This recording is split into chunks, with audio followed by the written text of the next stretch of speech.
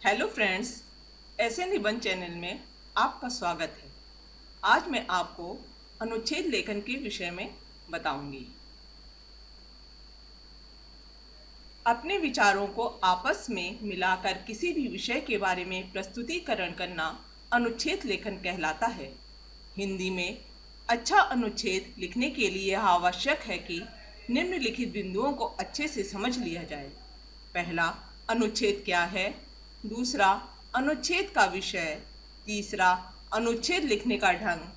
चौथा, अनुच्छेद लेखन में सावधानियां। पहला, अनुच्छेद क्या है। जब हम किसी बड़े विषय के एक उपविभाग को परस्पर संबद्ध वाक्यों के समूह के माध्यम से स्वतंत्र रूप से समझाते हैं तो उसे अनुच्छेद कहते हैं। अनुच्छेद के बारे में हम कह सकते हैं कि यह एक माला के फूलों के समान है, जिसे धागे द्वारा एक दूसरे से जोड़ा जाता है।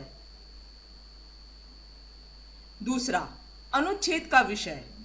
अनुच्छेद किसी भी विषय पर लिखा जा सकता है, जैसे पशु पक्षी से लेकर अंतरिक्ष तक के सभी विषयों पर अनुच्छेद लिखे जा सकते हैं। तीसरा, अनुच्छेद लिखने का ढंग। किसी भी विषय पर अनुच्छेद को सुंदर ढंग से लिखना चाहिए।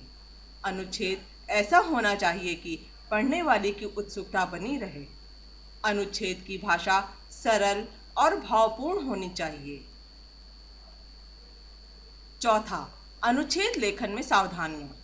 अनुच्छेद लिखने के समय इस बात का विशेष ध्यान रखा जाना चाहिए कि थोड़े शब्दों में विचार या भाव प्रकट किया जाए।